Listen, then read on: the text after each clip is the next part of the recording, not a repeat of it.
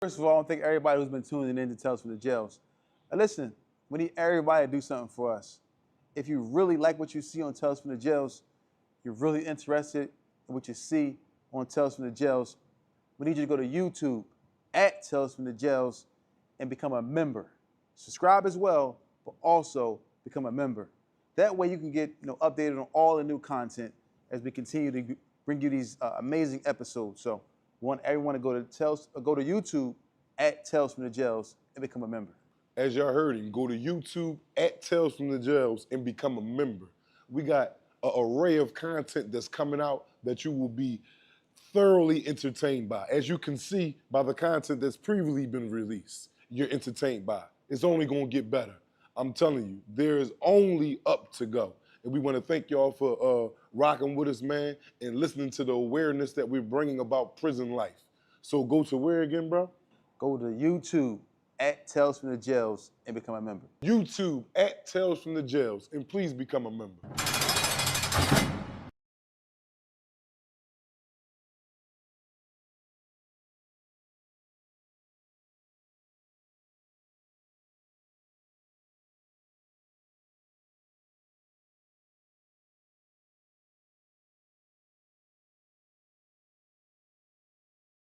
Clothing, cars, whatever you're selling, you have a great idea. You want to put it on our platform, contact TBISC. Call us now, 267-982-0342. TBISC, the best in sports entertainment. Expose your business to millions of potential consumers and clients. If no one knows who you are, you don't make any money. Put your logo here. Add your business here. They say when you're green, you grow, but when you're ripe, you're rotten. That means those who aren't moving forward is standing still. Marketing is everything. Grow your business today. Product placement, brand exposure, merchandise display. It's time to put your business and your brand in front of millions of potential clients. Call 267-534-5053. That's 267-534-5053. It's time to grow.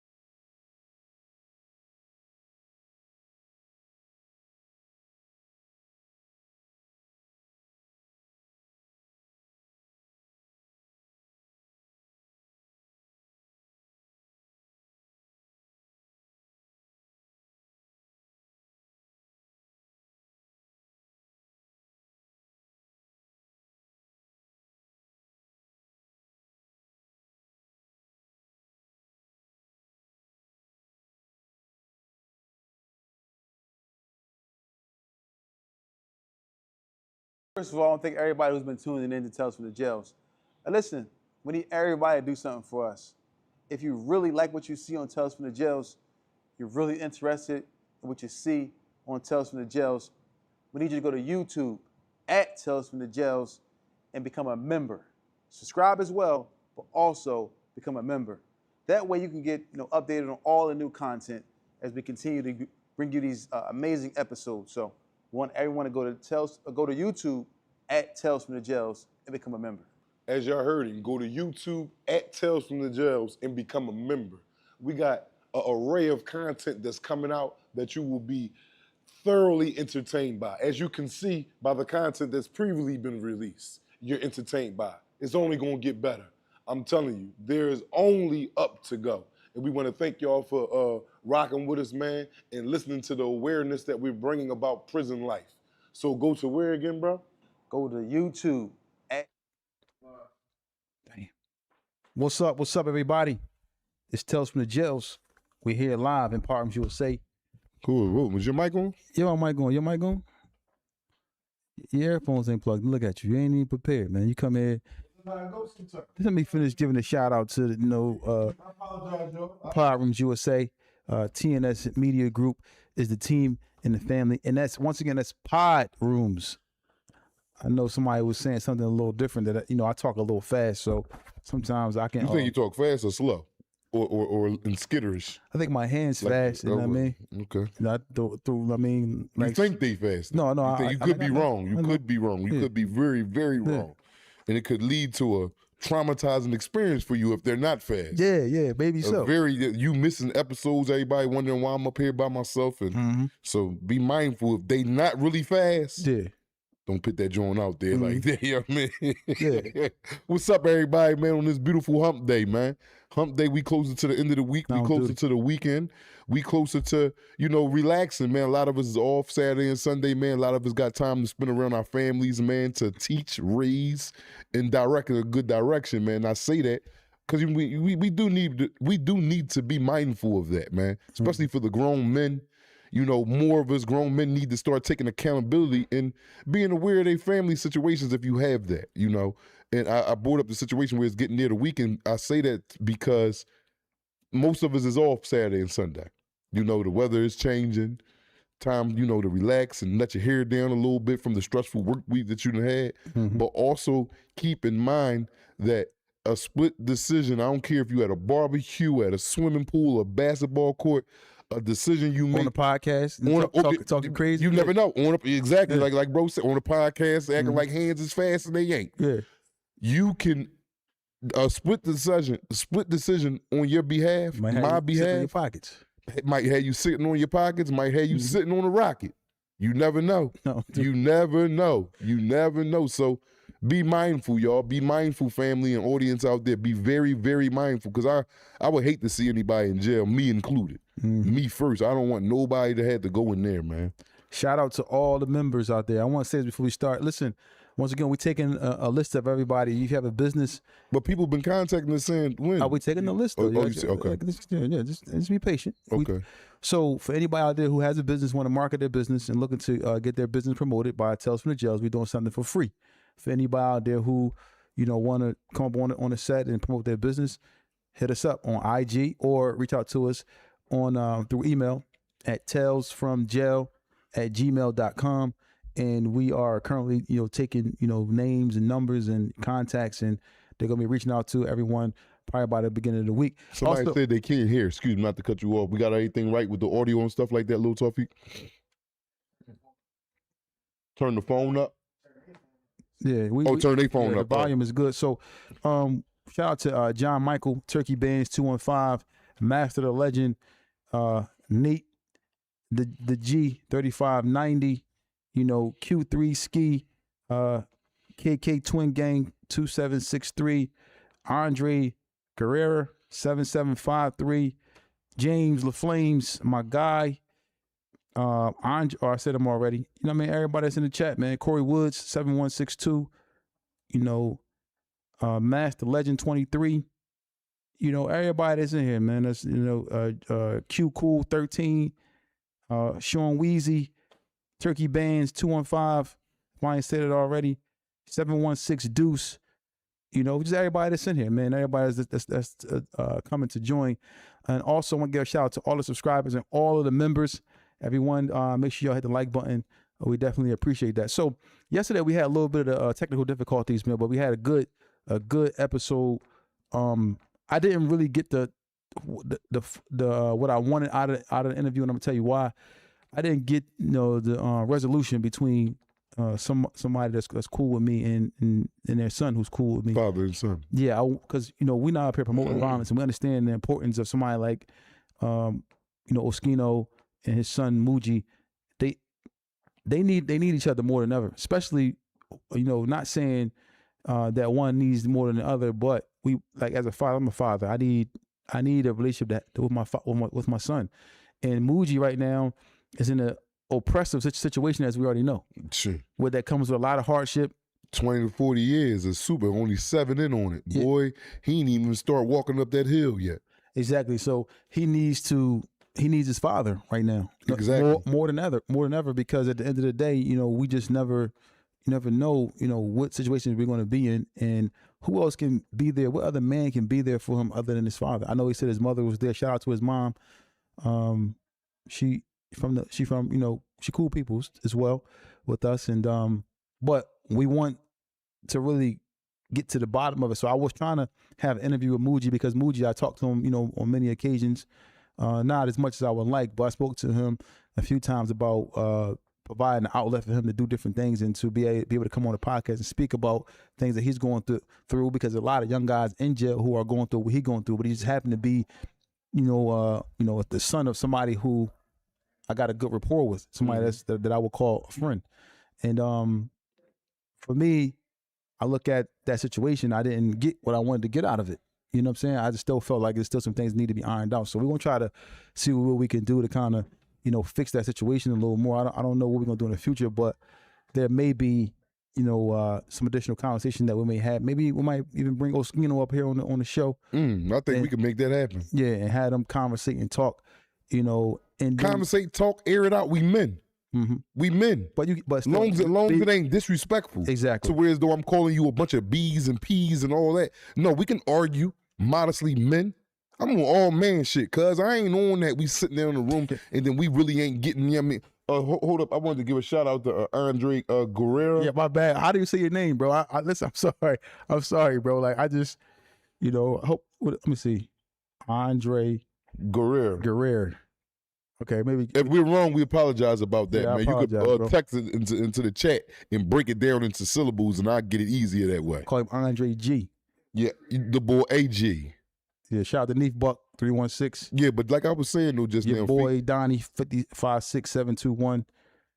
Edwin Pagan. Man, you ain't got to keep saying all the family name. They know you over there, Edwin These Pagan. the guys, man. They the guy. They know, These man. the Pick a guys bunch in of the hearts. You going? It's 1,000 people. You gonna be here all day. The whole show gonna be you. Edwin Allen 764. You Peggy Sue Diamond 10. Boy, bye. Yeah. Now listen. Back to what I was saying, man. I wanted to be a real honest encounter with them two men. And I think it will be that. It will be not only, we're not putting it up here for entertainment, we're putting it up here to show you that it can work. It can happen. Mm-hmm. You know what I'm saying? And men addresses each other. It might be some screaming and some fussing to get to the soft part. You know what I'm saying? So it is what it is. Ain't nobody, neither one of them two gonna do no faking. Mm-mm. They ain't gonna do no holding back. And I don't think they're gonna disrespect each other. No. That's father and son. I don't think he's gonna be like, Dad, F you. And he's like, no, but they're gonna get it off their chest though. That's what they're supposed to do. It matters. And by getting it off your chest ain't gonna be, I mean, or we can do, no, I'm gonna tell you how I feel regardless. Mm-hmm. That's how I feel. Okay, I may be wrong, but this is how I'm feeling. And he's gonna reverse and give him what he got. And that's just it. And this is how I think men should conduct themselves, man. Mm-hmm. Like how me and you do when we arguing, when I'm sitting here talking against something that I did wrong in another manner, and you be stern. You be stern. We go back and forth to the point where though I ain't even speaking to you the rest of the day. You know what I'm saying? But that's how men have to communicate. All that, yeah, man, and Sodadas in, and that's alhamdulillah. That's cool. We can do all that all the time. You know what I'm saying? That's your approach. That's why I always like using it. Everything be assalamu alaikum. Alhamdulillah. Grab the arms. Yeah, you mean we already know I'm on. That's what I'm on. Grab them arms and let's meet on the battlefield. The stretch, standing at the scratch line. For those who never read that book, it's a very, very, very one of the very best books I ever read in my life, man. And it's not like it's a historical fiction book about an old nigga back in slave times, and he wasn't going for it. But Guy Johnson is the author of the book, and that's Maya Angelou is his mother. You know what I'm saying? Maya Angelou is his mother. Peace be upon her soul. She's passed, but her son is Guy Johnson that wrote the book, Standing at the Scratch Line. So yeah, that's why I will meet you at the scratch line, Tawfiq. Yeah, but shout out to AG. That's his new name with the donation. You know what I mean? And I got my other guy here, Ibn Al-Fulani. That's our guy. But, my thing is this, man. When these situations arise, so I was going to ask you a question, right? Your son is in prison. If your son is in prison right now and you're in Oskino's position, your son is in jail, you're trying to, y'all got a rift in between y'all. And you asking me, and I'm in Oskino's position? Yeah, now, would you forgive him for something that he did that you didn't like? I mean, would you still visit him? Would you still send money on his books? Would you still, even if he disrespected you, you feel like he was not saying this is the case, but if you felt disrespected by your son, are you still doing everything for him in his oppressive situation? There will be a grieving period for my son because all support will stop until he finds out or until he realizes, like, damn, especially if he disrespected me. Now, if we both couldn't see eye to eye on something and he went about his way and I went about my way, then I ain't too mad. But you disrespect me as your father and do something that's, in my book, it's like, yo, if a regular nigga would have did it, no coming back from. So I can't give you the no coming back because you're my son. Mm-hmm. But you will know, you will have time over your head to know, Pop, then cut me off right now. You will come to, especially if you need me and I don't need you, and you disrespect me and you my son, boy, you got to find out, you're going to learn today. Because I ain't going to kill you. I ain't going to kill you. So the next best thing is to step away from me. And sometimes that's good, man, to show a motherfucker. See, a motherfucker don't find out something good until it's gone. Right. That's with everybody. A motherfucker don't find out something good until it's gone. That's with money. That's with a house, car, a relationship. You don't know if it was really good for you or not until it's gone. Once it's separated out your life, you will start feeling that yearning for that to return if it was good for you. If it was bad, then it'll be an easy departure. Exactly. Hey, shout out to Dark Skin Beauty. Shout out to Tess, Nate the G. I think I said something to you as well. Kimmy Dance, shout out to you. Hey, listen, we're gonna get Dark Skin Beauty and James LaFlame. They'll get married on this podcast. And you keep talking about Dark Skin Beauty got a boyfriend. Oh, she do? You keep trying to get her to break up and be with James LaFlame. She ain't messing with I was hoping that they had James from down north. Dark Skin Beauty from Brooklyn. Yeah, she might not like no North niggas, man. That's a hell of a mixture. That is a hell of a boy. I ain't gonna lie though, James. And Dark Skin, boy, that mixture right there, y'all have a fireball. Woo! And Brooklyn and North Philly. Oh my eyes. And the baby will have two. We'll be the godparents. yeah. Tales from the jails. Stepdad, I'll be the baby daddy. But yeah, but just going back to the situation with the son being jail. Flip that. If you was the son and you disrespect, or your father felt like you disrespected him by what you said or what you did, are you apologizing to your dad or your father or whoever you? And I'm the one that disrespected you. You may not have felt like you hold did nothing wrong. But he told you that's how you felt. Yeah.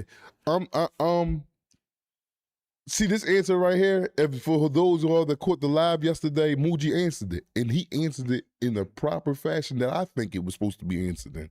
I was cool with his answer.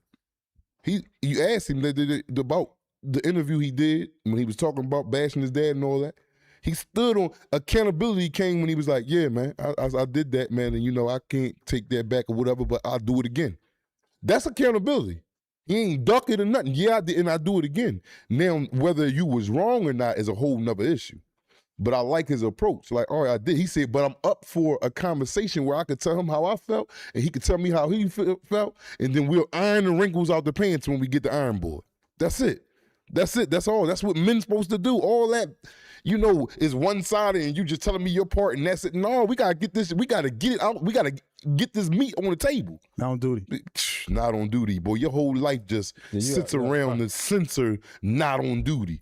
You just triggers. It triggers your little ass get wet too. Not on duty. Not on duty. Boy, this man crazy as hell, man. Shout out to John Michael, the donation, man. We appreciate that. But for me, if my son did that to me, like, I've been disrespected. I'm going to find a good time to speak about my situation with my son another time. But if my son disrespected me, to certain points, I got to show him, like, I got to show him tough love. Like, all right, you got to learn now the value of having your father. Maybe you don't understand. Now, for me to, cut certain things off from him, certain perks or benefits that he may get from me being a father. I'm not gonna never stop being his father as far as if he called me for advice and needed me, or if he's in a bad situation and he needed me, I would be there for my son. But I would have to show him some tough love, because sometimes kids need that tough love, because otherwise they're going to continue to keep going down that path. Then it may blow up to a point to where as though somebody might end up getting hurt behind that.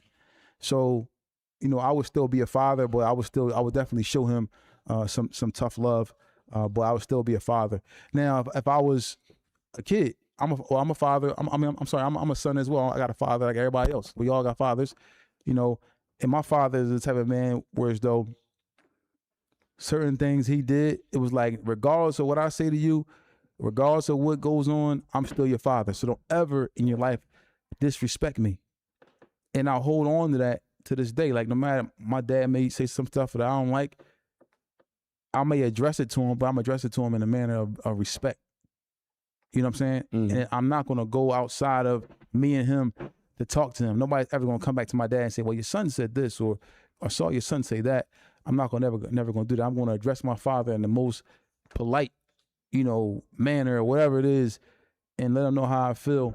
And I'm gonna be mindful not to make him feel disrespected, because I understand that that's my father. See, and then why I could take it more so heartfelt from you is because I see what you go through, bro.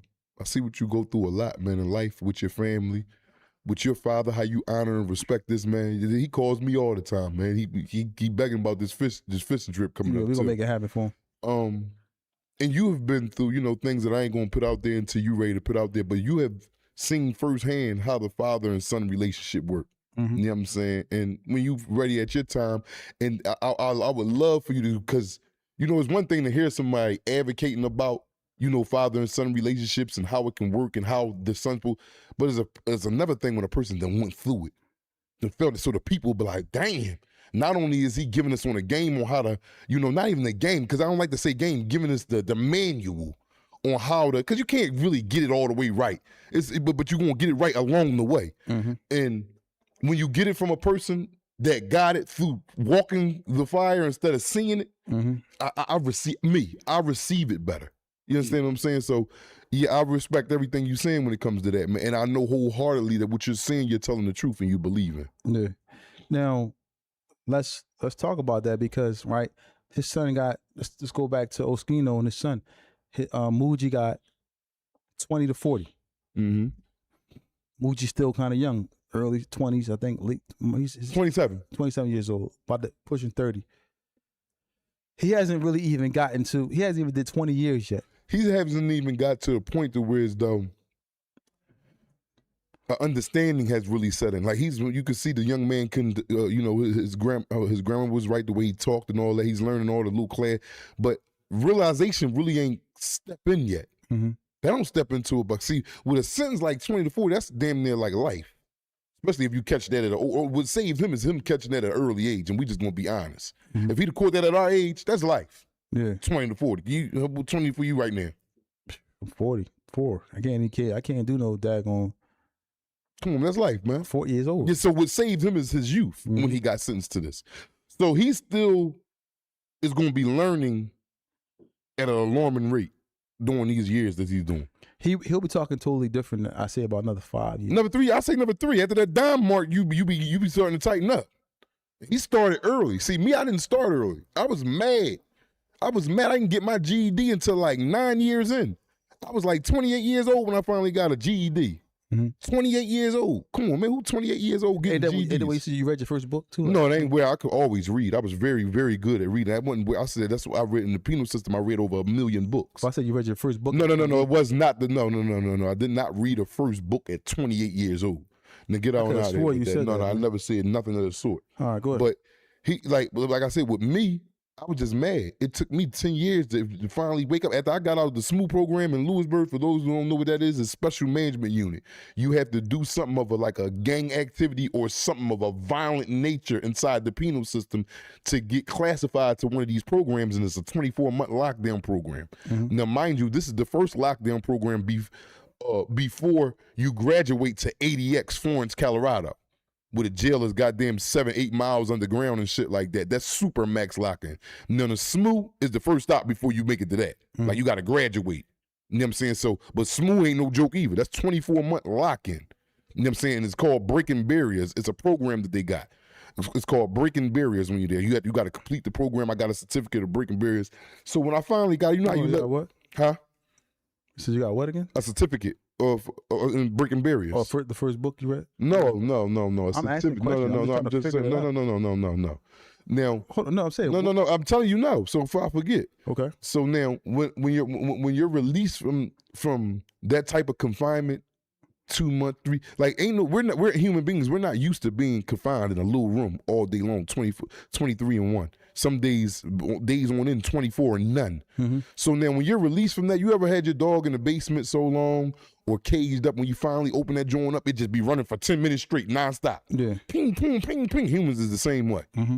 So when I finally got out of my confinement lock-in and I was out in population and I could move around, I had a different type of tranquility settle. You do that now, like we come out your apartment, I'll be like, yo, you come clean my car out, run up the street, run up here. Yeah, that's Like, why burnt you out. still act like that? I don't know. This stuff gets embedded in you. This is not something. This is what is it called? Learned behavior, bro. This is years at the year. Like this thing go on every day, bro. It ain't like it happens one time a month or it happens every day. Being put in this situation for years on end. Mm-hmm. That really is traumatizing to the brain. Yeah. Because you could, like I said, I've been home there. Been home. I must carry certain traits of prison with me for the rest of my life. For the rest of my life. And like I said, some things is a good thing because you're super aware. Like I'll be nervous in markets around a lot of people. Like that's the thing. All I'm thinking about is on a rec yard in the gym.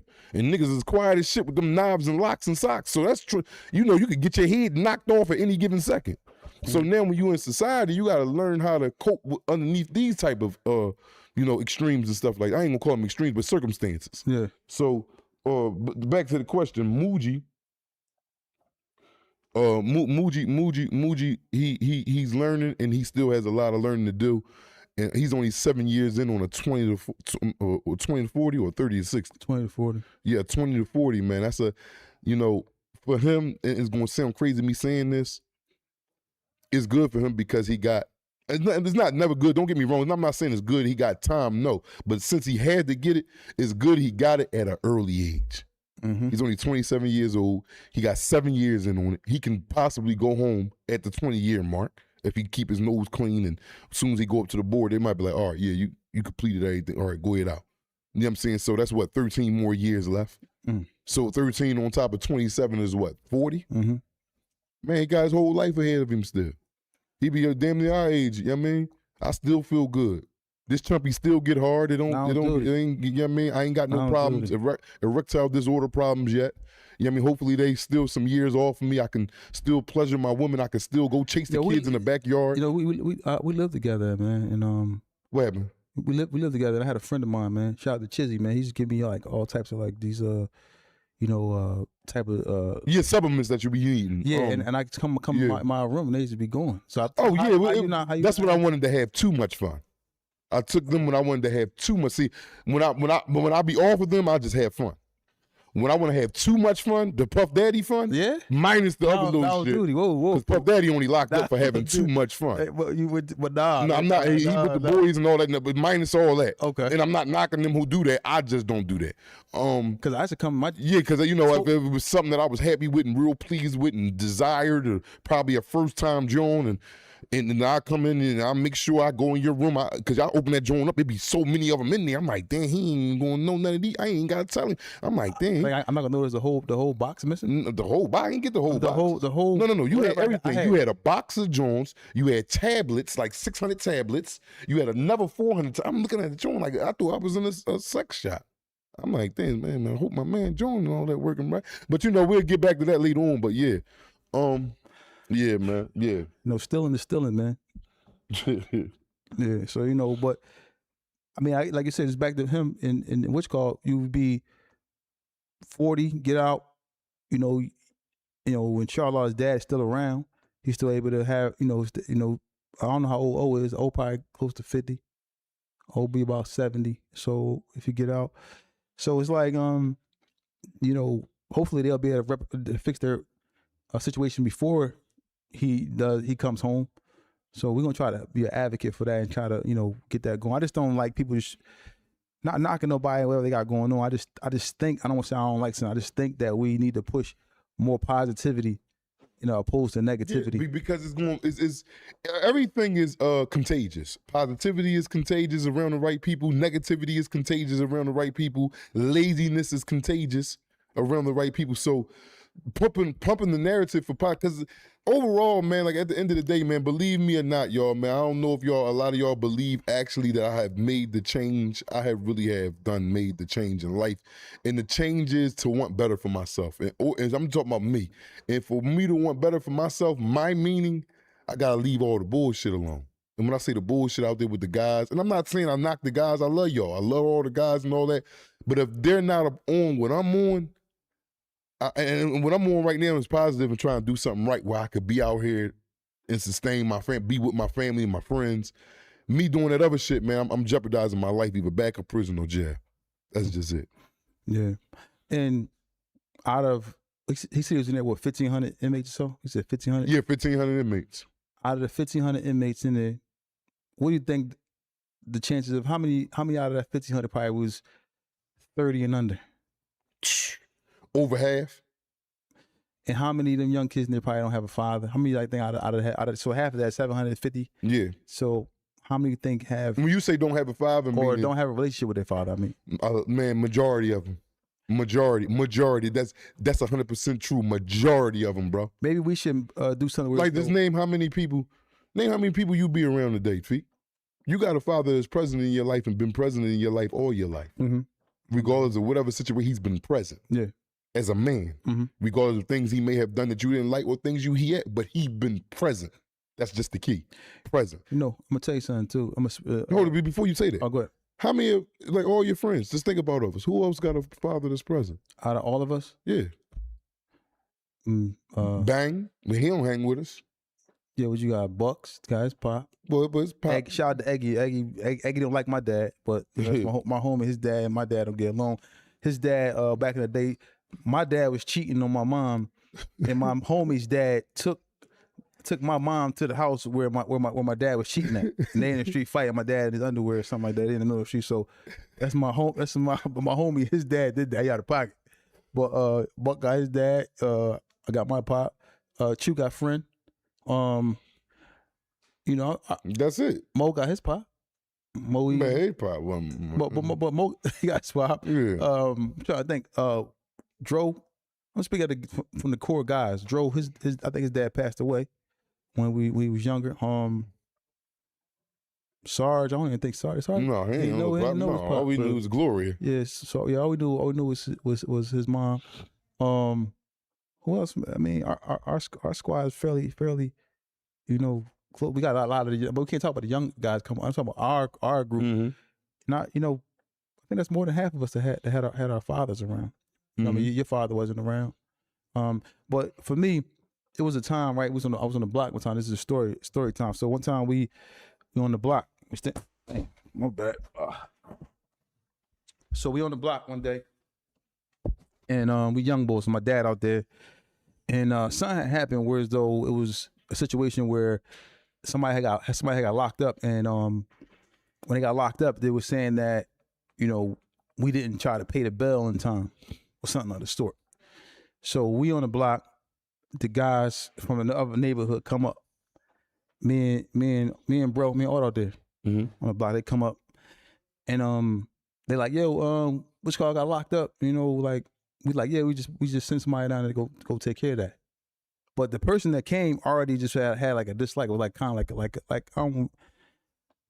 was like kind of like a hater a little bit. You know, when you're doing good for yourself, sometimes people hate, whatever case may be. They're looking for a problem. So he pulled a gun out on me and Alt. We was standing on the block. So he pulled a gun out. He pointed the gun at Alt. So when he pointed the gun at Alt, he like, yo, yo, why y'all taking too long to bail him out, whatever. But yeah, we already sent, you know how we just might get locked up. We sent somebody down there.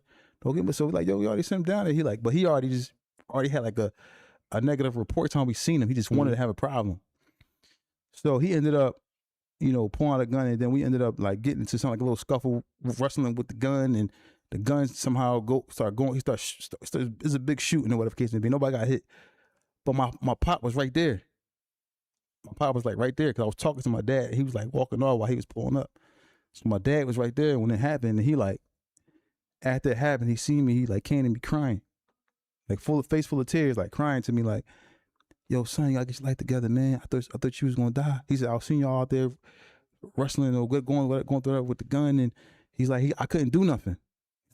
He was just froze. I seen him like out the corner of my eye, like while it was going on, and he just froze. Like I couldn't save you, and like I thought that one of y'all, because it's me and my both his two sons, I got two or three sons now, but two his oldest two sons, he seen that happening, and he came to me crying, begging me like, you gotta change your life, you gotta get your life together, son. What happened to you? Like I saw that. He's like, I was right there. I thought something was happening. I didn't know what to do.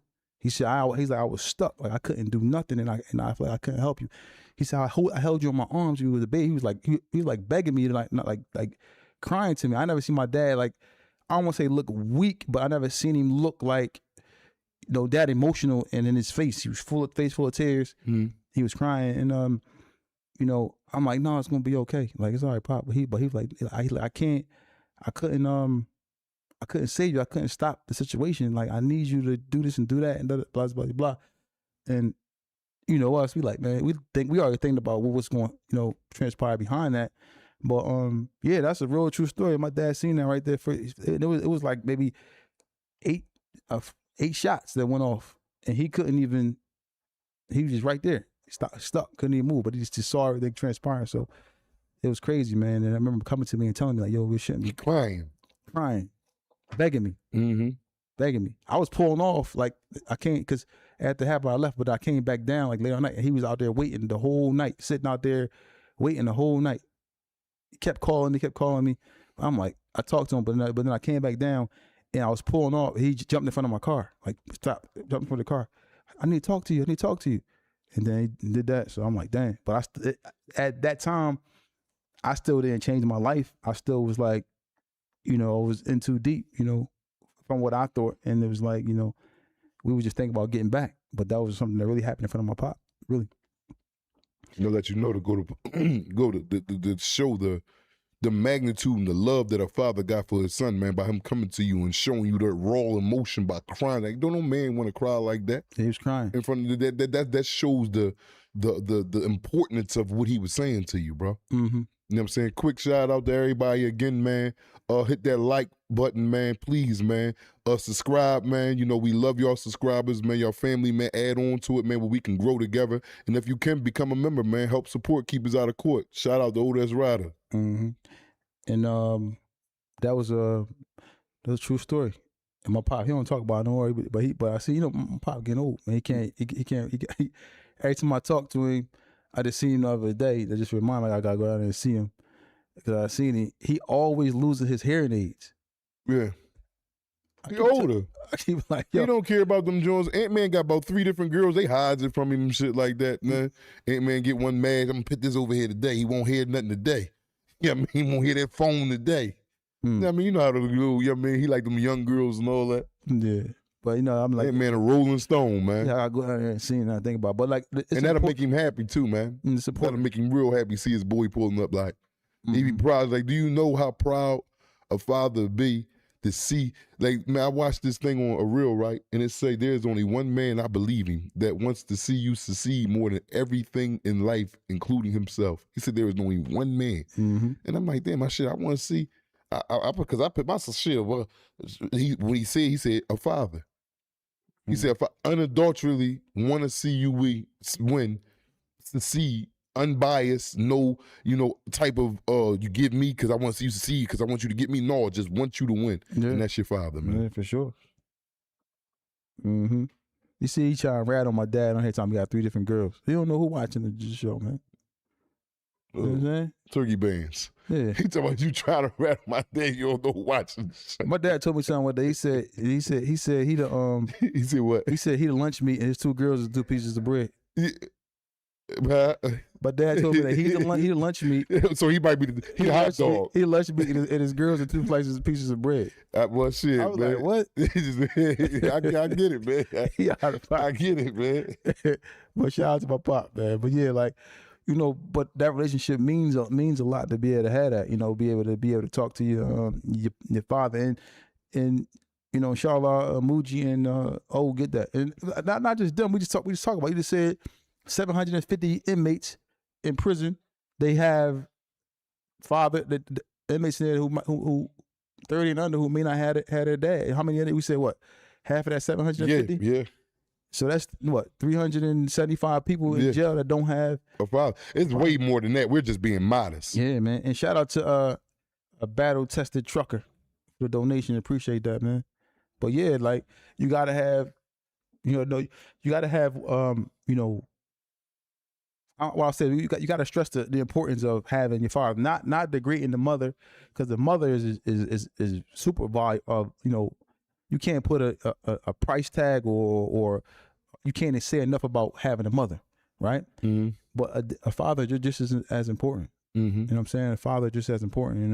You gonna get different things from that you will get from your mother that you won't get from your father. Like your mother loves you, your father loves you, but the love is different. It's the same, but it's equal, but it's different.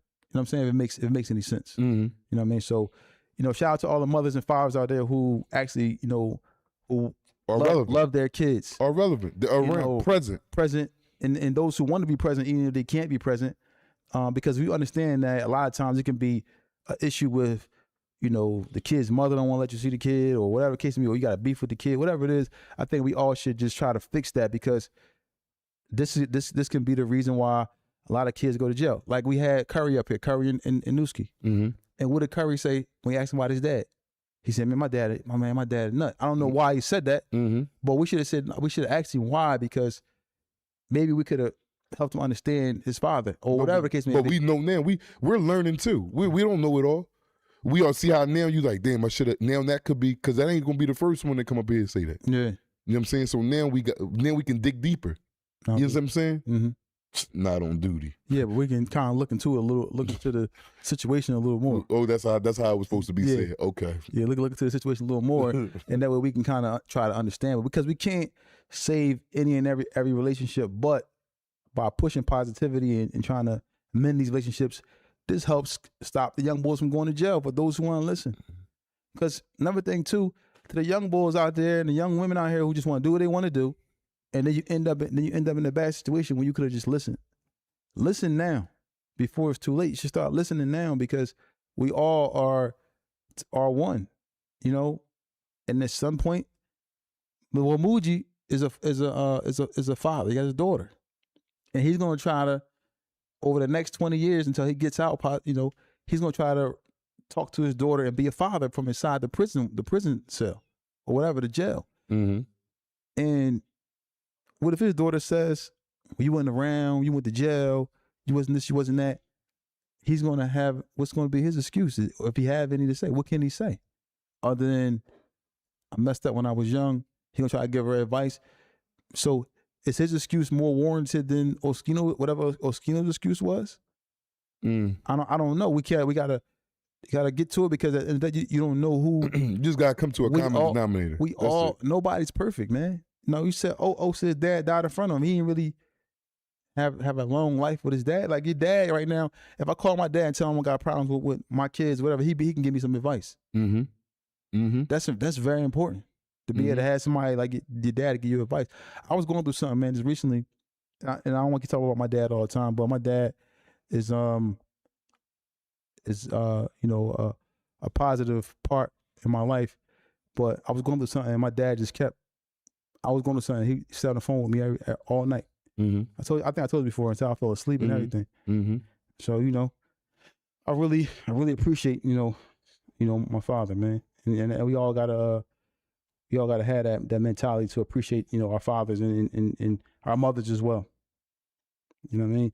So also once again, y'all, if you're able to become a member, if you're not a member, and if you're able to just subscribe, share the story. And don't forget to watch us on TBISC, the sports show. Check us out. You can watch us there as well.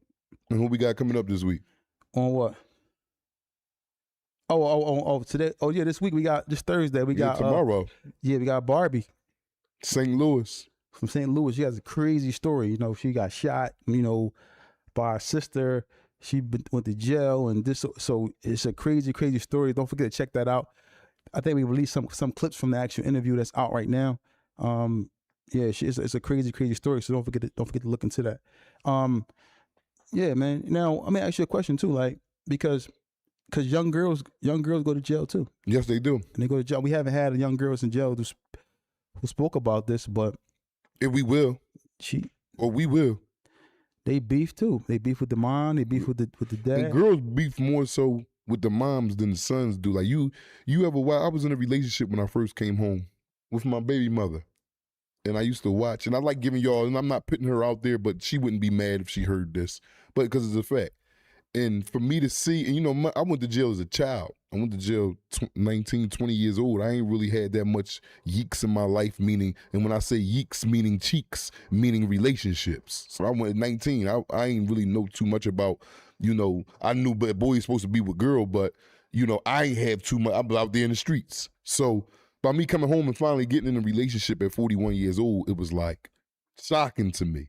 It was real shocking. I had to learn things. I had to learn how to be around this woman. She had to learn me. It wasn't like I'm coming to her in this relationship and I've been in and out of relationships. I've been on the streets. So I seen things that shocked me, that blew my mind. You know, damn near fights with the mom and daughter, with her biological daughter. And I'm talking about ready to come to blows, like, shut up, B. Yeah, I mean, you don't. And I'm talking about this the daughter talking to the mom. And I'm standing there like, because I can't believe it. Mm-hmm. Like the women, man, women deal with a lot of emotions, man, and they let that shit lash out at the wrong times. And I'm not saying all of y'all, I'm not making it this a women thing, like I'm bashing women, no. When it comes to certain aspects, a lot of women, man, I see women disrespecting their moms, man. Like you'll see a woman fight her mom faster than you see a son fight his pop. Like a woman will go at their mom, the daughters, now, especially in today's time. Well, you know, girls and you know, their moms they beef just like, you know, girls and dads and their sons beef. Why is it that though? Why is it that way? Why do the girls beef with the mom? Why do the dads beef with the sons? I think it was a lack of man. If I'm being honest, man, it don't mean it's honest, but I'm gonna have an honest statement. When the girls beef with their moms and dads beef with their sons, man, I don't think that the father put enough time with that son to make him realize, especially through youngness, because you got to train this into a child that you don't disrespect me or you don't put your hands on me and shit like that. That shit, when that shit just pops out, it was because a lot of things was unchecked. A lot, and it went on far too long before it even got to this, because he wasn't trying to fight you at 5 and 6 and 7 because he knew certain things was in place. But as he got older, or she got older, things wasn't being checked like how it was supposed to be checked, and that's why it even came to that. When you got a son telling his dad, "Oh, you was a bitch, man, fuck out of here, this and that," or a girl telling her mom, "Yeah, you whore." I was watching the joint the other day, "Mom, you was a whore. You just went and sold some vagina for a sandwich." I'm like, damn, like how you talk to your mom like that? Like that's coming from improper parenting. That's what I think anyway. Yeah. And when I say improper parenting, I'm not saying, oh, you would neglect them, you ain't feed them. Improper parenting, one aspect could be you're not around. Just because you're paying the bills and stuff like that and you going to work, but you still, your time is more needed, that I'm seeing anyway, than money. What you tell me all the time, man, I tell you, man, you tell me all the time, go get your son, man, go get your son, man, don't let her be around. He got 4 sisters. He got 4 sisters. Huh? Go ahead, I'm listening to you. He got 4 sisters, go ahead. Yeah, he got 4 sisters. And a mom. That's 5 women that he's around constantly. Constantly. So, you know, what would you expect a boy growing up if he starts switching? He don't have no other male figure around to show no you ain't supposed to do that. Yeah, my nephew, man, you know, I see him switching through here, man, sometimes, man. I'll be like, man. Or when the last time you seen him switching through? I ain't seen him up here. Yo, man. No, I ain't. You? Yeah. Oh. It's not, no, I'm messing with my nephew. I love my nephews, man. I mess with them all the time. But at the end of the day, I want to speak of something else, because step pops, you know, I was a step pop for. I still consider my stepson my son. I got married to his mom when he was about 9 years old, and his father was incarcerated, and I, you know, ended up being around and raising him. You know, trying my best with him and tried to do everything I could with him. But I was young. I didn't really understand how to be a father, taking on a 9-year-old. I was a kid. And I tried to raise him the best of my ability, providing a good place for him to live, paying for him to go to private schools when I was able to, a lot of different things, and then as he got older and became a teenager, he wanted to do things that he wanted to do and so forth and so on. And whatever the case may be, I feel like I made some mistakes there as well, that I just recently apologized to him for, because something I didn't understand. And sometimes as a step parent, it's not intentional, but the kid may be frustrated with their biological parent and may take their frustration out on you. My therapist kind of explained it to me like, yeah, well, you got to give him a pass, because like some of the frustration that he may have is not necessarily from something that you did. It's frustration that he got from trauma from his actual, his real father not being around, or whatever the case may be, for whatever reason, his father. And I'm not saying his father did not want to be around, just that he was in jail, so the circumstances he couldn't really be a father. So my stepson, he had a son. You know what I mean? Yusuf. And that's like, I'm getting emotional about it, because I love this little boy like he's my actual grandson. He called me pop. He whatever if he need me, I'm there for him 1,000%. He lived with me from a baby, you know what I'm saying, and up until he's I think Yusuf is what, 10, about to be 10 now, or he's 10 now, one of them.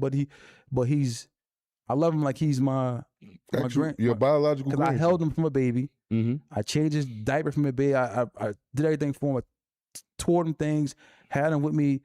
So many different things. He's been around me for so long, and the relationship that I got with him is like, that's really my biological grandson, and I'm willing to do anything for him, because I love him like he's my actually grandson. So he is my grandson in my eyes, even though he has a real grandfather.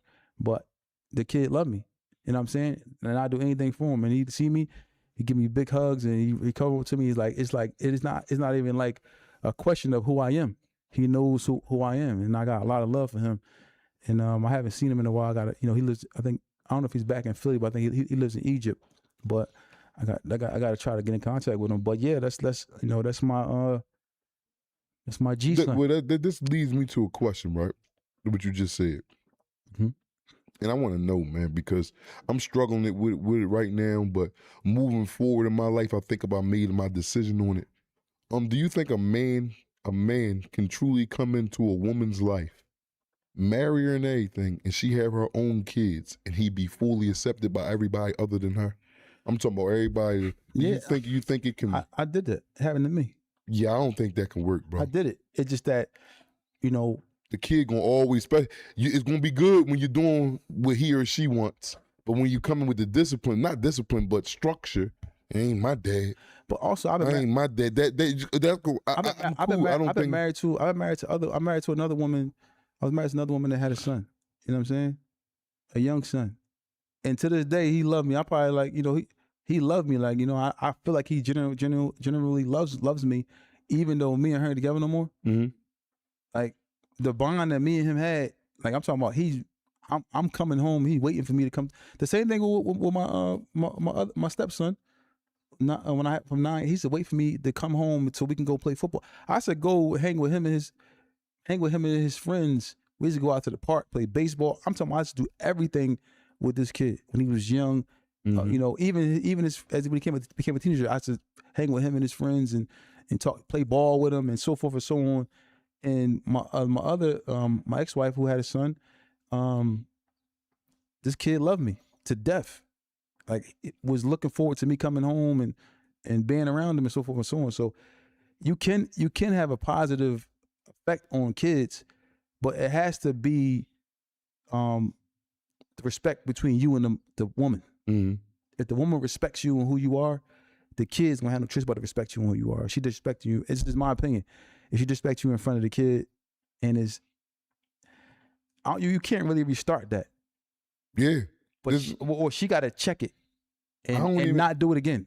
Oh, yeah, exactly. That's the only way. Because she can't just do it temporary when she feel like she want to prove a point to the kid. But you got to be consistent in those things. But it's possible, because there's some good stepdads out here, and some good women who raise their kids to respect men and respect them. You know what I mean? So, but it's more so me with me, and just because I'm saying this don't mean it's right. This is just my opinion, y'all.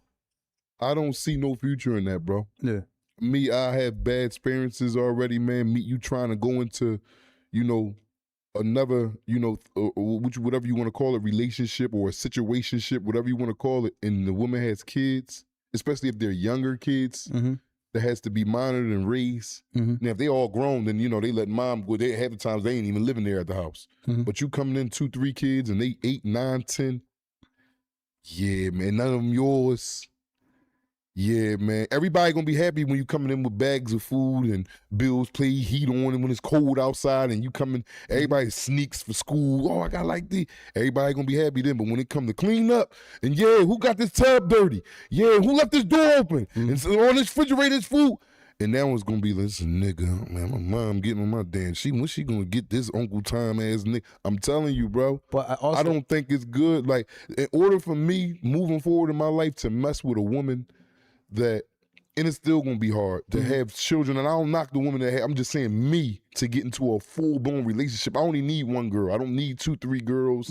You know, I'm already messed up enough as it is. I'm talking about mentally. I ain't got a time to put up with 2 crazy Jones, let alone 1. But me, the only way I could do that is if, like, it's a baby she got, an infant that really don't know about pops and moms yet, don't really have the knowledge, and his father is like, or her father is either dead or locked up for life. But I just can't, that's just my opinion of it. Like, I got a bad taste with that, man, going in with a relationship and she got her own kids. And like I said, the kids will respect you as long as you doing everything they like. Video games and taking Sesame places. You pop. Like, ma, soon as you ain't my dad, soon as it come for structure now, that was like, damn, man. Sometimes they do. Especially when she step back and she letting you do your thing because did kids need it. She like, yo, you in there. She love when you hollering and hooting and making sure shit cleaned up. She like, yeah, dude, that's right, baby. Finally cheering you on. But it gotta be, it ain't gotta be, I don't think it should be silent. It should be, her cheering on should be verbal. Should be right there. Like, yeah, you heard what he said. Like, come on, you get right there back in your play. Like when it's, and she's sitting, and women do that subconsciously by mistake. Because they don't think they're doing nothing wrong by sitting back and silently applauding. Like, yeah, look at my man. And then they might, yeah, he gotta be vocal too. They gotta, in order for it to work, they got to step up right with me because these really not my kids. I'm really in here telling somebody else's kids what to do, and they looking at mom because she really ain't been putting it down like that, or she may have every now and then, but not like how I'm gonna do it. Every Sunday, we getting up at 6 o'clock in the morning, fudger. We cleaning at lunchtime. Tubs, toilets, garage, backyards, front yards, scrubbing trash cans. This is what I'm on. I'm institutionalized. I love to clean. So now, yeah, all that. I like my trash cans smell like bleach and pine oil.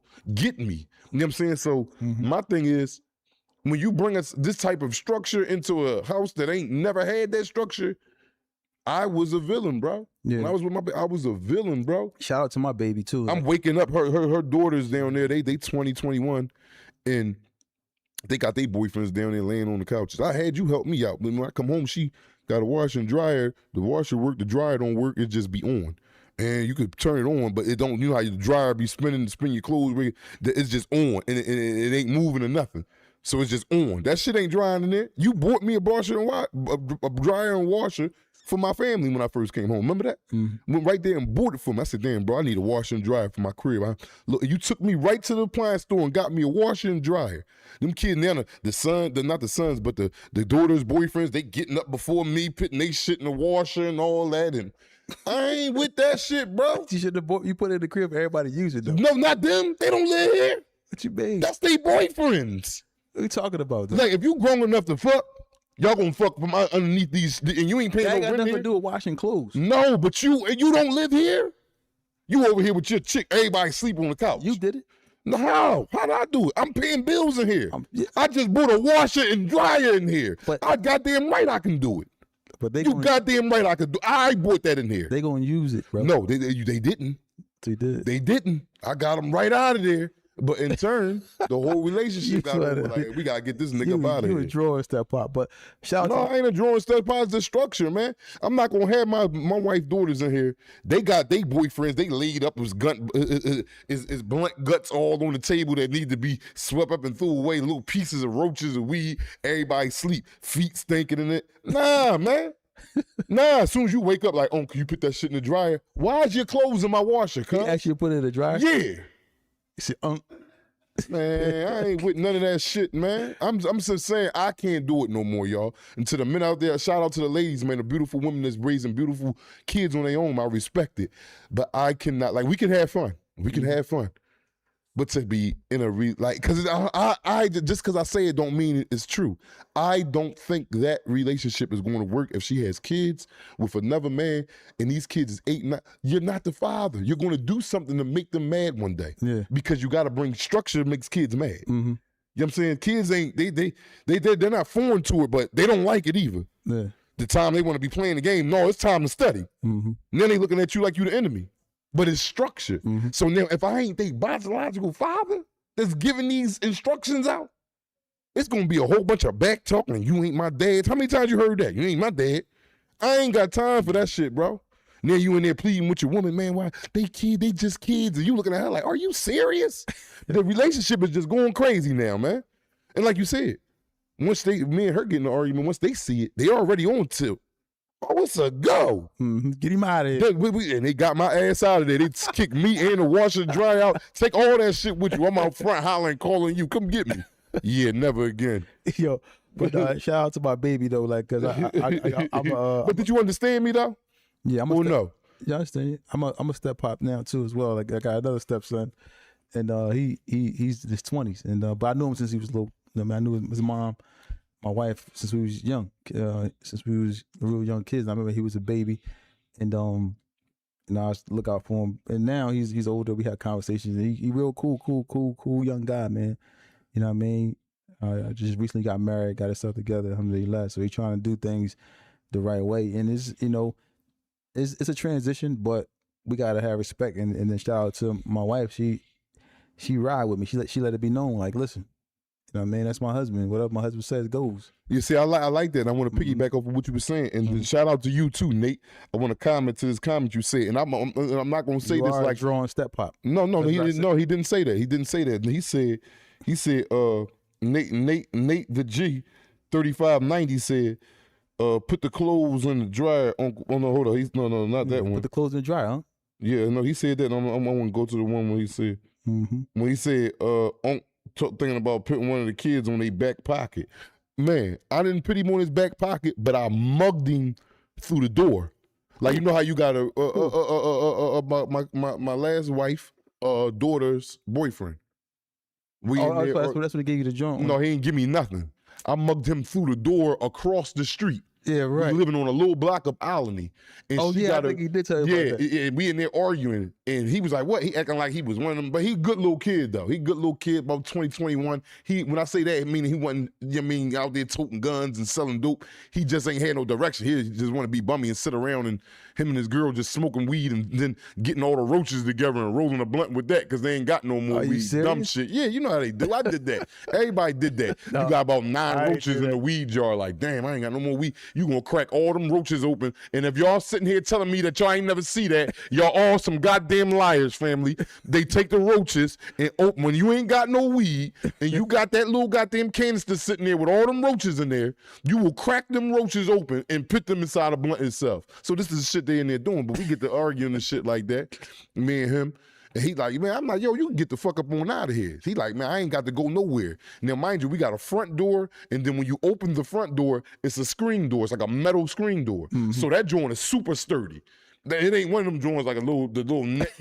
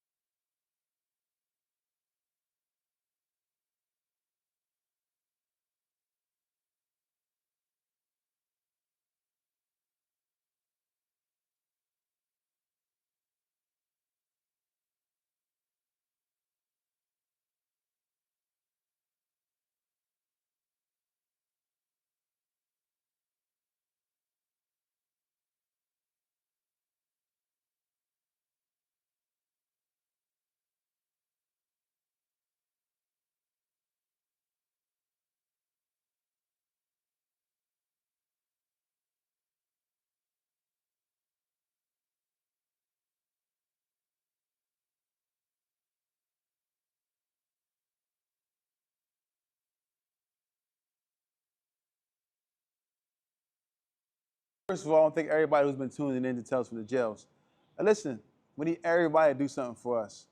If you really like what you see on Tales from the Jails, you're really interested in what you see on Tales from the Jails, we need you to go to YouTube at Tales from the Jails and become a member. Subscribe as well, but also become a member. That way you can get updated on all the new content as we continue to bring you these amazing episodes. So we want everyone to go to YouTube at Tales from the Jails and become a member.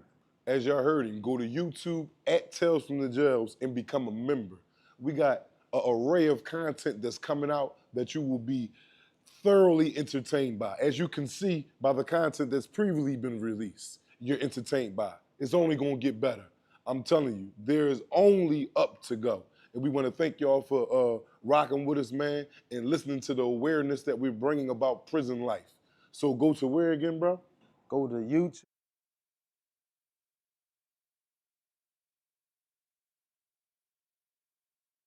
I just had a sip.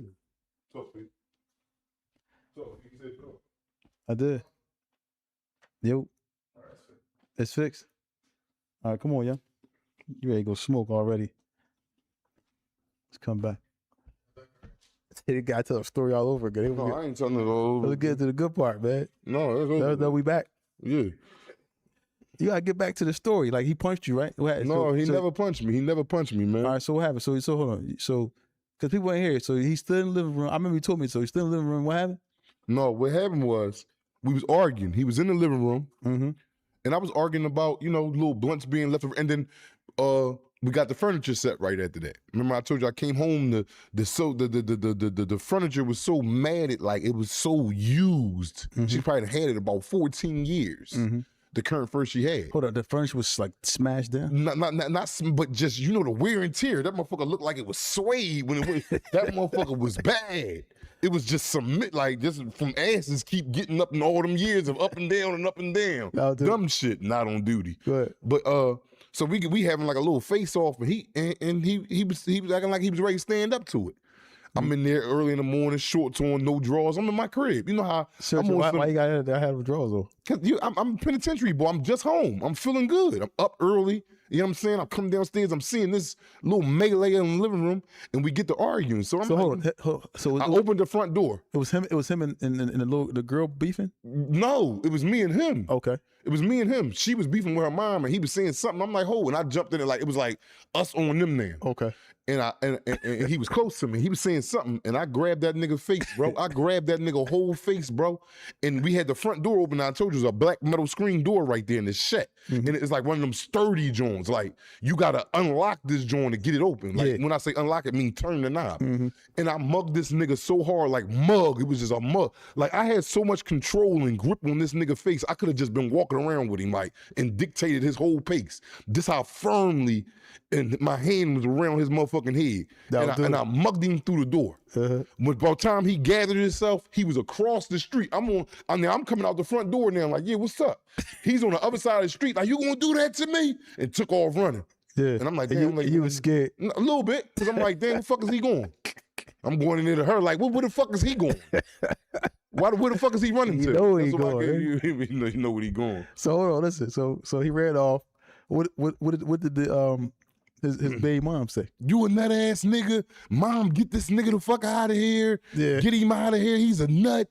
Yeah, we don't want no jail. You washing dishes with bleach. Who do that? Yeah, she going there. She's just letting out everything she ever felt. She talking about you keep sweeping 5, 6 o'clock in the morning, take your goofy ass to work and all that shit. I'm like, yeah. Yeah, she telling me I'm a bojangling ass, all types of. I'm like, yeah. Yeah, she told you that. Yeah. So all right, look. So he came back, right? That's what you said. You came back. Yeah, you turned into what's called FloJo.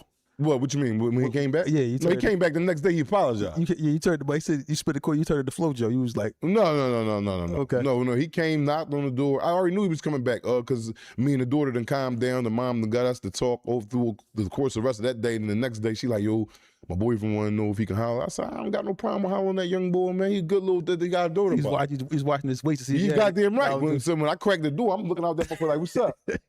And he like, no, like, and I'm like, yo, what's up? Like looking at like, what you got? What you want? He like, no, he knew it. He was like, no, I'm cool.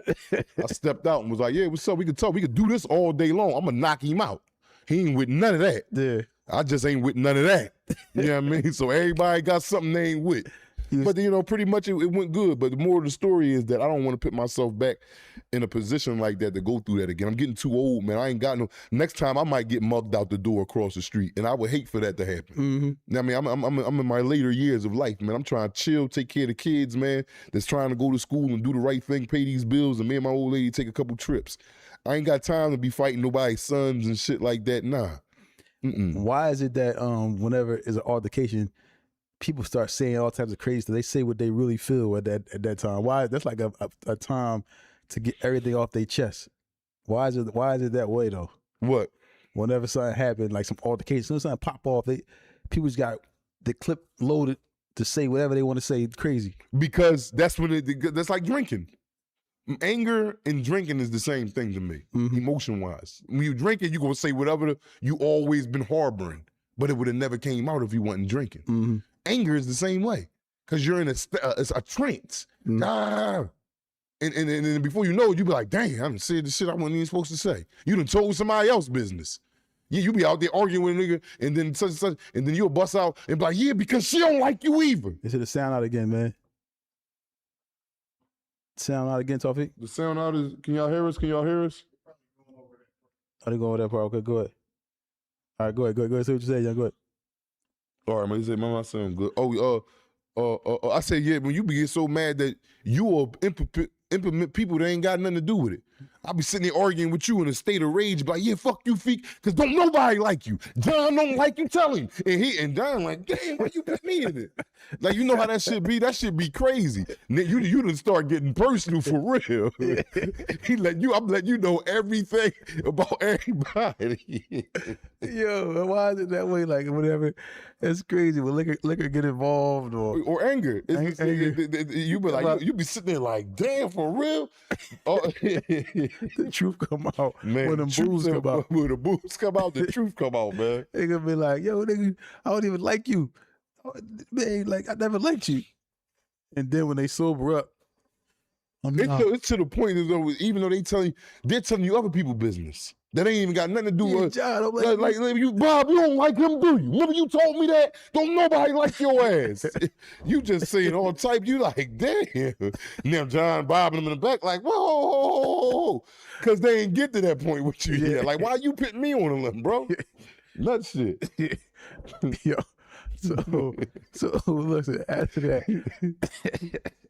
that, was your relationship ever fixed with you and the girl after that? No. The young girl? She was cordial with me because of her mom, but it was a whole bunch of always shit. Get around her sister and be like, this is nigga. It was always the jailhouse boy. They called me jailhouse boy, JB. JB? That's your name? Jailhouse boy. Like, they don't even call me by my name, like jailhouse boy Ray coming, y'all. Like, you know, I turn that down, sweep that up. Kids don't like structure, bro. And then I came in there with that mentality. She told me my grand, I seen my older like family members, not family members, but foster parents and stuff, put a capsule of bleach in the dishwater. That's why I came up to, like, with and it gets everything good. I rinse them out real good and all that. The bleach cups don't be smelling like no bleach and no. She's like, what type of jailhouse dumbass concoction is that? You in here washing dishes and bleach and vacuum cleaning at 4 o'clock in the morning and doing tubs. And I'm looking at her like, are you serious? And then, like I said, what the son did that time. I might have told this story before. No, the son never slapped me. Okay. But, you know, I'm cleaning. Again, on a Sunday, I'm cleaning. Cleaning real good. I get up about 4:30, 5 o'clock, start the cleaning. I'm cleaning the bathroom at this particular time. I got the shower curtain off. I done scrubbed the shower curtain down. The bathroom tub look like you bought the tub today. That's how clean I got that shit. So I don't use a mop. I like getting old towels and cutting them up and putting them in pine oil and bleach water and get on my hands and knees. And I think I clean the floor better like that. I hate using them. I hate a fucking mop. Me. And I'm not saying a mop is wrong. A lot of people use mops. Me, I'd rather get on my old back in the day style. So I'm doing it. I got done the sink. I got done the toilet. I got done the shower and all that. I got everything outside the bathroom. The trash can, the plumb. You know, you got a plunger on the side of the toilet, the little toilet scrub brush. Everything is outside the bathroom. You see this. Yeah. When you come into the bathroom, like, damn, this is signifying that maybe someone in here is cleaning this motherfucker. You see the shower curtain is off. Yeah. The shower curtain, this just wasn't like this last night. Mm-hmm. So you see me, no shirt on, sweating, shorts, no drawers. This is the image I got in the morning. Yeah. I'm in there. He see me. I'm on all four. I look back at him on all four. Yo, what's up? That'll do. You know what I mean? He like, yo, I was trying to use the bathroom. I'm like, you trying to use the bathroom? I'm like, all right. I leaves out. I sits on the steps because the steps going downstairs is right outside the bathroom. So he goes and shut the door. You know, it's about 6 o'clock now. I'm gonna piss real fast. I'm going to wait right here while I can finish cleaning the bathroom. The floor wet. I was just doing the floor. Man, this motherfucker jumped in the shower. Jumped in the shower, bro. Why you it clean? While I'm sitting there outside the bed. He had to go to work though. No, he didn't. He jumped in the shower. The shower curtain is in the hallway over the banister. Jumps in the shower. So I sits out there another 20 minutes now. I don't even say, I'm burning up. But hold on, he in the shower with no shower curtain. Yes, showering. So now he comes out. Damn, what's up? I thought you. I'm like, bro, how you do that? I just was cleaning the bath. I said, bro, why you ain't wait till I get done? I said, I ain't even put the shower. It's a little soap ball scum on the floor. And then I'm like, bro, you just took a shower without no shower curtain, bro. Yeah. Like you knew I was just in here cleaning it. But that's the disrespect you get when you with a woman that got kids by other people. Like that shit for me. Where they dad was? I mean, did the dad ever come through this? No, his dad doing life in the penitentiary. Oh, they got different dads. Yeah, all of them got different. His one dad died in a car crash, the twins. The other dad, he beat women. He just got a 20 to 40. And the other dad, I don't want to go through all that, but I understand what you said. I get it. Yeah. I get it. This guy's crazy. oh man. So listen, so you in the crib, just like, you know what I mean, just going through it. Yeah, that was crazy. That was real bad for me that time because I went back to my wife at the time and was like, yo, yeah, I mean, this man 21 years old. This man seen me on my hands and knees. I looked back at him when he came to the bathroom. I was on the floor. And he was like, yo, can I use the bathroom on? And I get up off the floor. You see me with my little mop water and all that. My little, where I keep dipping my hand in them. I pulls that out the bathroom. I'm done half the floor. Yeah. I've already done the toilet, the sink, and the tub. There's no shower. This man got in the shower and left me outside the bathroom for 20 minutes sitting on the steps, man, and came out wrapped up like, all right, yeah. So I'm like, I brought this to her. I'm like, yo. She's like, well, what's wrong with that? He had to use. I said, I was cleaning the bath. Let me know if I'm wrong, y'all. I'm in the middle, and they say this is a jailhouse trait that I have. I got to learn to change. How? I think it's supposed to be carried the same way, in jail, out of jail. I was cleaning. If I'm cleaning this room, I'm not going to stop. Now, if you got to use the bathroom, yeah, that's why I stop. You got to piss or take a poop. All right. You go in there and take a full-fledged shower. But he walked in there, had his towel in his hand. You didn't think no, it's all his shit already in the bathroom. You know, it's the family bathroom. Okay. You know, towels and that. People got their rags hanging up to 2 and 9 things, or toothbrush holder. Everybody got their toothbrush. So it's the bathroom. We're in the house. Okay. So it's like, I'm cleaning the bathroom, bro. Let me get done cleaning, and then you can use it. Then not only that, you take a shower without a shower curtain, like you fuck with that nigga. You know when you soaked up, his balls of soap flying all off. It ain't, the shower curtain is to protect it from getting on the floor and stuff. Yeah. So now I gotta do the shower over again, the floor over again, and everything is like, oh damn, all right, my fault. So I go to my whiz, yo. I'm mid cleaning the bathroom, man. Your son came and asked to use the bathroom, and I thought he had to take a piss or a smack. He told on him though? Yeah, because I got to tell her because I'm disrespected. Because what I'm gonna say, me and him get the rumbling back there, and he licensed to carry and all that. He probably, yeah. I'd have took it. I'd have took it. He ain't built for combat like me. I'd have took it. He a square, good kid. I ain't talking bad about him, but he ain't ready for shit like I am. He ain't never probably even fired that motherfucker yet. He just went and got one because I'd have took it if he'd have tried to give up it at me or something like that. But I'm still cautious of him. He got one. Yeah. You know what I'm saying? And I'm talking to her. I'm like, yo.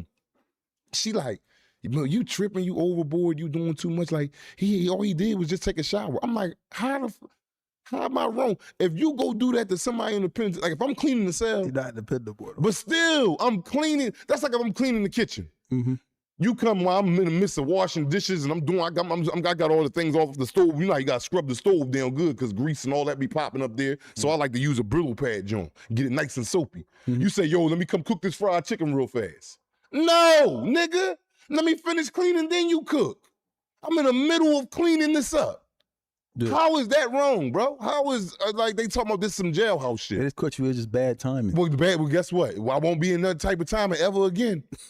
I ain't doing it. I am the right plan, wrong man.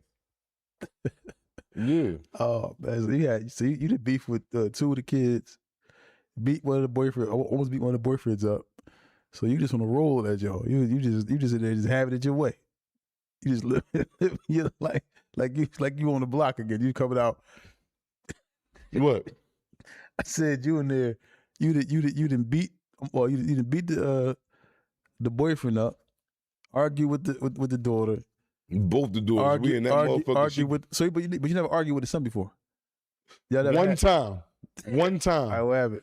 When he was taking up for the daughters. His sister. He usually don't get involved in that. He player. He real player. Like he got his room. His room in there is like an apartment. Mm-hmm. He don't come out the room for nothing. He got a little mini fridge in there. He got a microwave in there. He got all his dishes and cups and bowls and shit in there. Oh, yeah. He rarely leaves that room. Okay. He got big all types of games and PS5s. Young lady with him? Live there with him. Mm-hmm. I'm in there like, damn, I understand that's your son and he ain't got to pay rent, but he got another body in here. A whole that's using hot water. Yeah, because I'm trying to make you understand. Am I wrong, y'all? Am I telling? I'm out of pocket because every month she want my $700 for me for these bills. I'm helping her out with the bill. The son had a job? Yes, he's a chef. He ain't paying. No. He ain't giving no. Yeah, he paying her no motherfucking mind up in there. That's what the fuck he doing. In there draining all the fucking electricity bill. He got a refrigerator in his room. We got one downstairs. Yeah, you crazy. Then you got a whole nother body in here.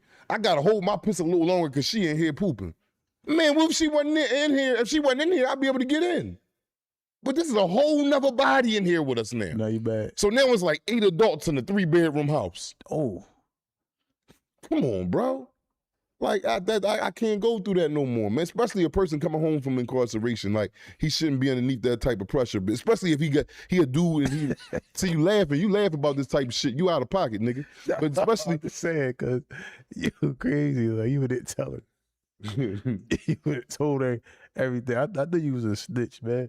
This man went there and said, "Yo, this boy got a microwave, refrigerator, and he got a girl back there with him." But he wasn't coming with no type of nothing, no $100, no $50 a month, nothing. Who? The son. No, I'm saying he his son. Like, meaning if his mom needs something and she need it right here, do it. But it ain't nothing like your mom. He know bills is due on the first. It's nothing offered. Yeah. Like she was sick or something like that. He said, oh, he go get her medication. You know, mine, you got to make sure you take care of mine. It was to the point that she arrived home before I came home. The house was so unruly by the kids. I'm like, yeah, where you at, babe? I call her at 6 o'clock. I know she got off at 5:15. You know, when you in jail, you know everything about your chick. She like sitting out in front of the house. I'm like, I know you pulled up at like 5. So I'm like, why you still sitting in the car? She like, man, I see everybody in my house. They all in there. I see them through the front window because she got a big front window. She like, they all in there. They must got the music. It's so crazy that you don't even want to go in your own house. You talking about getting a hotel for the night. Your kids done ran you up where you pay the bills at. And not near one of them motherfuckers in there paying nothing. Bro, I'm not from that cloth, bro. I can't do it, bro. Ain't nobody clean. This is what they call cleaning up. They be like, all right, I'm gonna sweep up. I come back in the crib an hour later. When I come back in, I see a pile of trash from somebody actually sweeping up, Toffee. I go 10 more steps, is another pile. Everywhere I go is piles strategically all over the house. But why the fuck you ain't sweep them in this dustpan? You swept up and left it here. I left out, you was doing this at 9 o'clock in the morning. I come back, it's 4 o'clock. All I see is 8 piles all throughout the crib. It was nothing to put the dustpan right because I did it. I went and got the broom and dustpan and went around and got all 8 piles. I'm like, why you even sweep? And then what kills me is, this is when you know a motherfucker trifling. Because I'll get like this because we get to arguing. Everybody in there walking around with no shoes on all day. When you in there, motherfucker, and the baby feet black, And then the grown-up's feet, the daughter, her feet black, she walking upstairs arguing with me. And I'm looking at the bottom of her feet as she walk up the steps, and them shits is black from dirt. I'm like, you sitting here, wash your fucking feet. Come on, man. Man, crazy. Yo, what's up with the feet? The baby feet black-headed. Yeah, baby feet. He crawl his knees and feet black. I'm looking, and this shit that could be wiped off. It's black not from, wear and tear and rug burn. It's black from pure dirt. He get up, hands all black. I'm like, damn, you been in here all day, no tub or nothing. She coming down the steps, what? And I'm looking at the bottom of her feet like, damn, you too? You 23. Everybody feet dirty. The feet minions in here. Some nigga crazy, man. I got to go. Yo, I want to open the phone lines, man. This guy, man. You said what happened? Oh my gosh, man. Call y'all. Yeah, call up, man. Call up. 215-316-4492. Say the number in your phone if you're kidding, man. 215-316-4492, man. About to get the phones going. But yeah, I guess we gotta have the Chronicles of a stepdad, I guess. You know what I mean? Moving into the crib. That'd be a hell of a sitcom. Yeah. Yeah, because it'd be some bad Jones, boy. I got some bad experiences, bro. Yeah, you cannot go to a woman crib. If you want a woman, man, and you want to build with this woman, man, me, again, just because I say it, don't mean it's right. This is just my truth.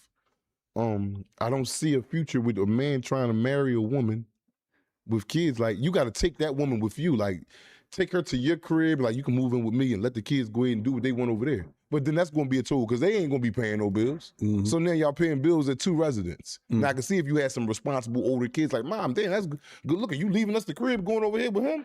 All right, cool. House going to be a zoo. But not with responsible kids. Yeah. You know what I'm saying? But the average kid, they going to be in there fucking all day long, eating food that they ain't got, rolling up roaches and shit like that. Back to that. Y'all ain't here no paper. Or y'all on a money diet. Everybody in here just crazy. Uh-huh. And I ain't talking like I'm better than them because I'm on one too. Yeah. But I'm trying. Shit. Man, don't nobody like no structure, bro. Oh, man. So hold on. Her feet was black, like black, pitch black, bro. Like your complexion. Yes. The bottom of her soles was, and then the thing about it, right? One thing about a foot, right? You said soles? Yeah, the one thing about a foot, right? You got the bottom of your foot now. The outside traces of the bottom of your foot is also white. Like the bottom of your foot is white, right? Like your hand. But the outside lining, you can, like, I can have my foot all the way on the ground, right? And you can still see the white. Yeah. But now this is how you know it's dirt. Because now when I lift up, all you see is black with the white little rim around the top. Because this ain't on the floor. Some wild shit right here, man. I'm telling you, man. It's crazy as hell. I had to do that for a visual. I got to give you a visual so you understand what I'm saying a little bit better. You lying, man. I swear, man, listen, I've been some bad listen, man. Yo, this guy, man, we go make a movie about this stuff, man. This guy is crazy, man. Yeah, and he telling the truth. Yo, oh man, 215-316-4492, man. 215-316-4492. This man is crazy. Yo, tell us for the jails we speaking with. Oh man. Yo, why is your floor that dirty though? Your crib though? Man, that's why I was trying to get it right. 215-316-4492. Y'all call in, man. You know, they said you lived in a bando. Your Darsky Beauty, she crazy. You said you was as a bando. You lived in a bando, young? No, I wasn't living in no bando. He said, Darsky Beauty said it must have been a bando. 215-316-4492. Hey, y'all, on a serious note, don't forget, go and follow and subscribe to our sports channel. This guy talking about he can tackle, NFL players and all types of stuff. It's TBISC Sports on YouTube. That's T as in Tom, B as in boy, I as in ice cream, S as in Sam, E as in eagle. TBISE. Go over there and subscribe to that channel. But they want to hear from y'all, man. On a more serious note, I know he went into a storytelling. Yeah, I just went to a tirade. I had to get that off my chest because that still reigns supreme. It lives rent free in my head. Like just me seeing them images and going through that, and it's just learning experiences. Question: Man. when you left, right? Did you take the washer and dryer with you? No, I ain't take the washer and dryer with me. No. Oh, okay, good. I would say you was a petty stepfather. You did that. Yeah. That's petty. Man, but I mean, there's the Chronicles of being a stepfather. Yeah. There's there's a lot of dudes who probably go through stuff like that because, well, do you think it's different if a woman coming to a man's house and he got kids? Do you think the man probably have more of a structure than a woman? What? Like, say if it was a woman coming into a man's house as a stepmother. Cause yeah, I experienced that. My dad. Okay.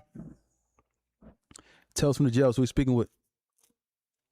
Jihan, man. Tawfiq, man. You got to stop laughing at that man, bro. Yo, man, he's crazy, man. What's up with you, man? Where you calling from, bro? Man, I'm from Atlanta, man. He's a nut ass nigga, bro. Shout out to Atlanta. Shout out to Atlanta.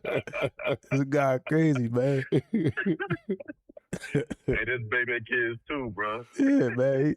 A whole movie. Whole movie. Man, I'm in the door, get my hair cut, crying listening to this story. Yo, hope you ain't move and get a extra part in your cut, man. Laugh at this guy, man. Man, look, I'm waiting to look in the mirror to see if you done fucked me up.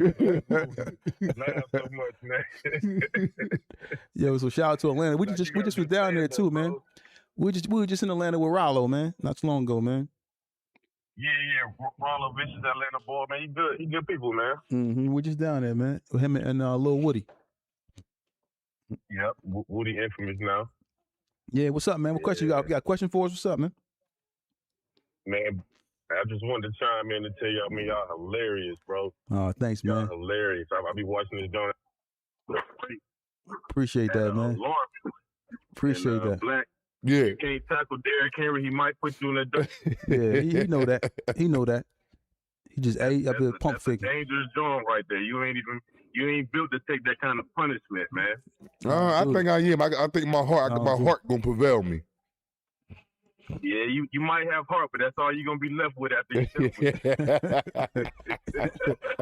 All right, man. Enjoy your day, bro, and thanks for calling in, man. We appreciate you, man. All right, fellas. It's a good guy, man.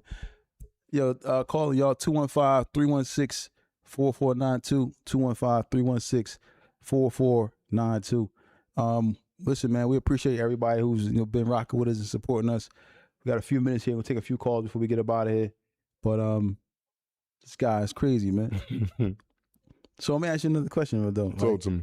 So how the kids treat you when they see you now? Have you seen them? No, I don't see him now, but when I did see him. Hold on. Tell us from the jail. So we speaking with Man, this Turkey Bands calling from left street. Turkey Bands. What's up, bro? Man, I'm selling that black. Yeah. I ain't taking up for you no more on them comments, man. You supposed to go right at speak about the 600 tablets being in his Man, I did, man, but I be trying to cut him a little slack, man. He got more than that. I downplayed it for real. He really got about 13 to 1400, man. Yeah, man, boy, crazy. Look, he done went at me, called me a ratchet. I read it and pop out about the shit. Man, you supposed to go right at him about that hour and a half video. Today was the day, bro. I missed my calling, man. You missed your calling, but we got him. We got him. It's cool. All right. My God. Man, y'all take it easy, man. Love y'all. I'm I love you too, bro. All right. Appreciate you, man.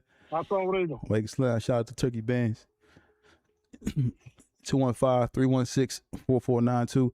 215-316-4492. But them Jones was like, a lot of that stuff, my man, he always, shout out to my man Chizzy, he always got some type of something he be hooking you up with. I don't know where this guy be getting this stuff from, but listen, so hold on, you saw the kids afterwards? Yeah. They had a problem with you? Yeah, they it was just like they being disrespectful or nothing like that, but they standoffish, like they don't fuck with me. Mm-hmm. Like, this nigga right here. Tell us from the jails who we speaking with. Mary from Uptown. What's up, bro? Shout out to Uptown. Assalamu alaikum, brothers, also. What's going on, man? Now, question, I'm a truck driver, man. I'm 29, man. and I'll be listening to y'all driving. Y'all be having me rolling, man. Appreciate that, man. I just want to say also one question. Mm-hmm. How can we get more young black brothers into the trades or like CDL? I tell you how we can do it. People like you come up on the show, man. Hit us up on IG. You got a job. You see you driving trucks, right? Yes, sir. Yeah, come up here and talk about it, man. I invite you personally to come up here and talk about what you got going on. Maybe you can kind of encourage them to do what you're doing, man. You know, so personally, I extended an invite to you. You know, reach out to us, man. Hit us up on IG. Send your number. Yes, somebody gonna get back to you. You come up here and talk about it, man. We'll set it up. I got you. Cause man, it's a wide open field right now, man. Mm-hmm.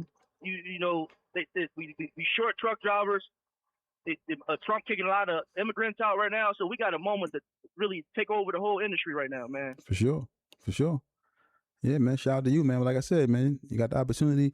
Hit us up on IG or email us at the email I always talk about, talesfromjail@gmail.com, and we can set it up for you. Come here, give you, give you some floor to speak. You know what I mean? Yes, sir. Yes, sir. All right, enjoy your day, bro. Yes, sir. Sound like 215-316-4492. That's 215-316-4492. I know we know this too, man. It's a good thing that people doing, like, you know, I don't want to say we're the first ones to set the trend to do this with the call and stuff like that, but we did it because we wanted to, you know, get more in touch with our fans. But we see got a lot of other people doing it as well, so we think it's a good thing, man. I'm glad we kind of, I don't want to say we the first ones to do it, but we just glad to see that people are now engaging with the fans more based off of, you know, these in-person phone calls and things of that nature. Shout out to everybody that's doing that, you know. But so they see you, they don't even speak to you no more. No, if they won't go out their way to speak to me first, but if I speak there, okay. I mean, little nod and all that. Little nod, that's it. No, hey, how you doing? No, ain't nothing. Tell us from the jails who we speaking with. Hey, it's the bull Righteous, man, from Uptown. Shout out to Uptown. What's up, Righteous? What's going on, man? Hey, man, I just want to say God is great, first of all, right? For sure. Hey, Black, man, you got fire in you, bro. You know, we need more soldiers like you and Feek out here, bro. Yeah. Say that, man.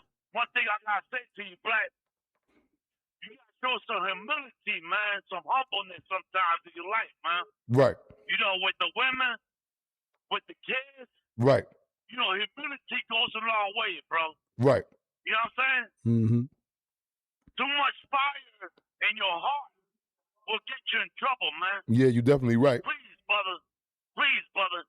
Show some humility, man, in your life, man. Right. Appreciate that, man. Humility, man, number one, bro. Yep. All right, thanks, man. I'm definitely taking note. Salute to y'all, man. Appreciate you. Thank you, man. Enjoy your night, man. Yeah, man. Tell us from the jails. We take like two more. We got 2 more minutes. It's 215-316-4492. 215-316-4492. And I appreciate all the support from everybody, man. And you know, we starting to we climbing up the charts as far as Apple Podcasts and Spotify. You know, people are checking in and listening to what we got going on. Not only that, we're on YouTube and so forth and so on. But we only can do it, you know, because of you guys, man, your support, man, and everything that you guys have, you know, been rocking with us from day one. Let's get it. Tell us from the jails. This party from Washington. What's up, my guy? Shout out to Seattle, Washington. What's going on, man? I was down there, man, about 1.5 years ago, man. I was down there with IT, man, and Pritchard and all them guys at the IT event, man. What's going on with you, though, man? I'm good. I just had a question. I just watched the Julio case, and you know how I don't know if it was the prosecutors. Can you talk up a little bit to the phone? Speak to the phone a little bit, or turn it up a little bit. Okay, I'm having a hard time hearing you. Oh. Go ahead. They were talking about the sweat equity in Julio. Oh yeah. We saw that about the guy that was saying that he was young and that they had a place for him and they wanted to get the sweat equity out of him and that, you know, that's real life slavery, man. What it was a hearing for the death penalty. Yeah. And the warden of a jail spoke up and was like, well, you know, he can definitely die for the crimes that he did. Don't kill him. That's what he said. Don't kill him. We need him. We will make more. He's young. He said he's young. He's healthy. He's strong. And we got a lot of, he said he got a lot of good years in front. We can build these highways over here with these young in boys. this sweat equity. So yes, this is modern day slavery Mm-hmm. that we're putting our own selves in. They're not coming to get us and taking us by force. No, we're doing it to ourselves. We're thrusting ourselves into modern day slavery illegally. Yeah. Because when you go to jail, they got you by the balls and that's it. Yeah, man. But yeah, man, appreciate the call, man, and enjoy your night, man. Thanks for tuning in. Yep.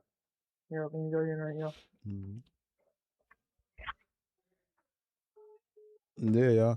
So once again, I want to thank everybody for tuning in, man. Y'all know what it is. It's Tales from the Jails. Shout out to everybody that's listening, man. Thank you guys, man. This was a hell of a show today. Don't forget to check us out on Spotify, iHeartRadio, Apple Podcasts. Thank you guys for the support. It's Tales from the Jails.